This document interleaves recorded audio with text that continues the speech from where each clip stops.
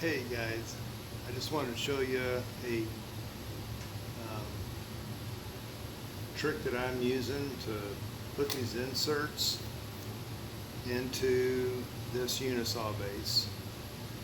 It's something I've done before with different applications, and I really like it. It works really good, and I thought I'd show you how I do it.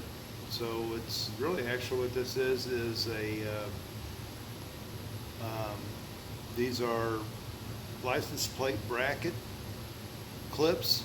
It comes in a package of 2 with the screw, and I've put 2 in here already.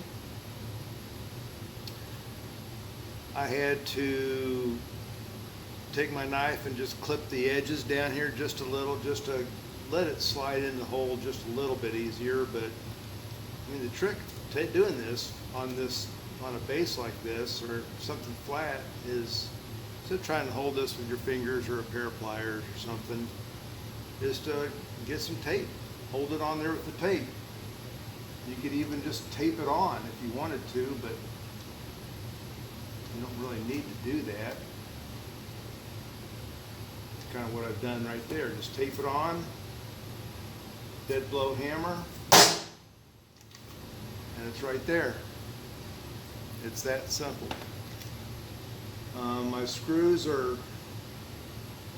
it's a 3/8 hole, and it's a little bit, that's why I had to whittle it down. Go Blues, right? I don't know where they're at. I hear them. But anyway, so I'll do the other one.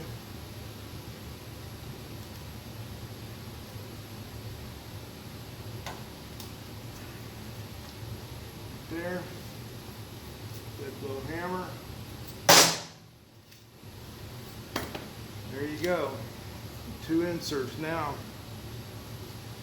this base doesn't come with a dust cover for this motor, so I'm either going to make one or buy one of the composite ones that are available today, and put a gasket material on the inside flange of that.